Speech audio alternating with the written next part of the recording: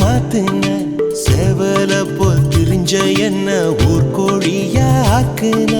கட்டுத்தறி காள போல காலம் பூரா சுத்துன வீட்டு தறி போல உந்தன் காலடியில் சிக்குன